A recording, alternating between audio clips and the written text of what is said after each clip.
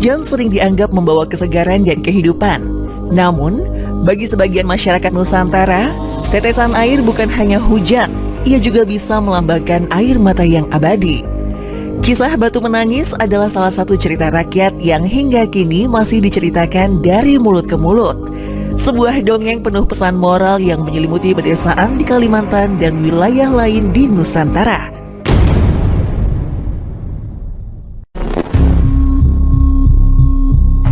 Kisah ini berawal dari kepercayaan bahwa manusia yang durhaka pada orang tua akan mendapat balasan seketika.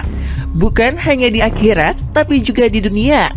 Pesan ini dituturkan lewat cerita seorang gadis cantik yang menolak mengakui ibunya sendiri. Dari sinilah, legenda lahir air mata yang menetes berubah menjadi batu. Menjadi peringatan abadi bagi siapa saja yang mendengarnya. Bahkan, sebagian antropolog menilai bahwa kisah Batu Menangis adalah bentuk hukum sosial yang dijaga lewat narasi. Tanpa polisi atau pengadilan, masyarakat tradisional menggunakan dongeng untuk menanamkan rasa takut sekaligus hormat.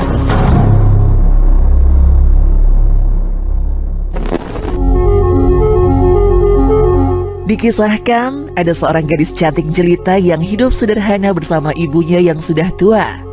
Sang ibu bekerja keras menghidupi anak tunggalnya tanpa pernah mengeluh.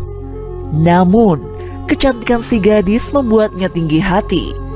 Ia malu pada ibunya yang berpakaian lusuh dan miskin. Suatu hari, ketika keduanya berjalan ke pasar, banyak orang memperhatikan mereka. Sang ibu dengan penuh kasih menggandeng tangan anaknya. Tapi si gadis merasa malu luar biasa. Ketika ditanya oleh orang-orang, siapakah perempuan tua itu? Ia menjawab, dia hanyalah pembantu. Ucapan itu menusuk hati sang ibu. Meski demikian, sang ibu tetap sabar. Ia tidak membalas, bahkan masih terus mendoakan anaknya dalam hati. Namun, doa itu bercampur dengan luka yang dalam. Sejak saat itu, tangisannya menjadi semakin berat, dan hatinya mulai bergetar antara kasih sayang dan amarah. Banyak versi cerita menyebut bahwa orang-orang pasar menyaksikan adegan itu dan merasa iba pada sang ibu. Tetapi mereka juga takut menegur si gadis, sebab kecantikannya membuatnya disanjung. Dari sinilah terlihat bagaimana kecantikan kadang menjadi tirai yang menutupi keburukan hati.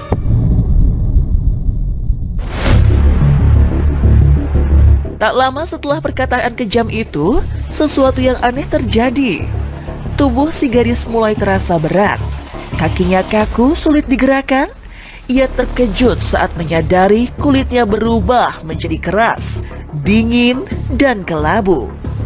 Ia menangis, memohon ampun kepada ibunya, tapi kutukan telah berjalan. Setiap tetes air mata yang jatuh dari matanya berubah menjadi batu. Tubuhnya perlahan membeku dari kaki hingga kepala. Jeritanya terdengar meringis, tetapi tak ada yang bisa menolong. Orang-orang di sekitar hanya bisa terdiam, menyaksikan gadis itu kehilangan wujud manusiawinya.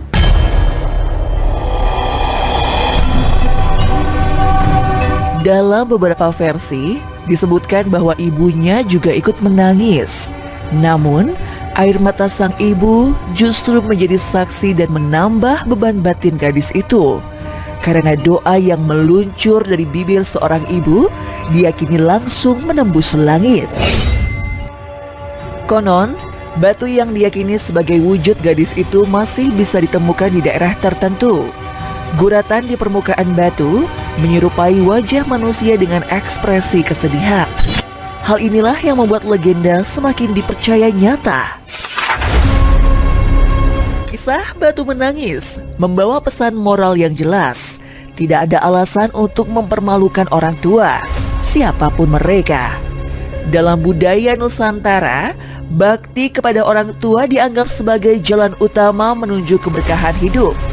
Menyakitkan hati orang tua, terlebih ibu, sama saja dengan menghancurkan diri sendiri. Nilai moral ini sejalan dengan banyak ajaran agama yang menekankan pentingnya bakti kepada orang tua. Dalam Islam, ridho Allah bergantung pada ridho orang tua. Dalam tradisi Jawa, orang tua dianggap sebagai guru sejati yang harus dihormati di atas siapapun. Cerita rakyat seperti Batu Menangis adalah cara sederhana namun efektif untuk menanamkan nilai universal ini agar mudah dipahami bahkan oleh anak-anak.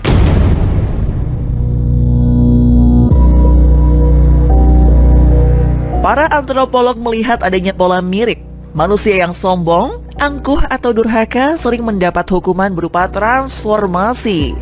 Batu, air, atau binatang dijadikan simbol hukuman abadi yang terus terlihat di generasi berikutnya. Namun, sebagian masyarakat percaya bahwa batu itu tidak sepenuhnya mati. Pada malam-malam tertentu, terutama saat bulan purnama, mereka mengaku mendengar suara isakan lirih dari batu tersebut. Seolah gadis itu masih menangis, menyesali dosanya sepanjang zaman.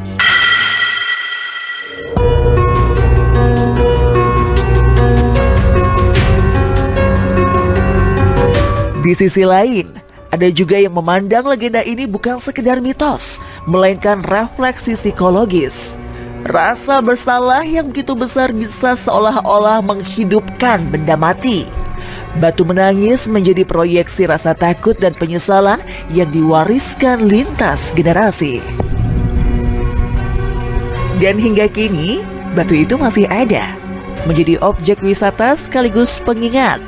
Entah benar-benar menangis atau hanya legenda, ia tetap meninggalkan pertanyaan, benarkah tangisan itu berasal dari batu atau dari hati nurani manusia sendiri?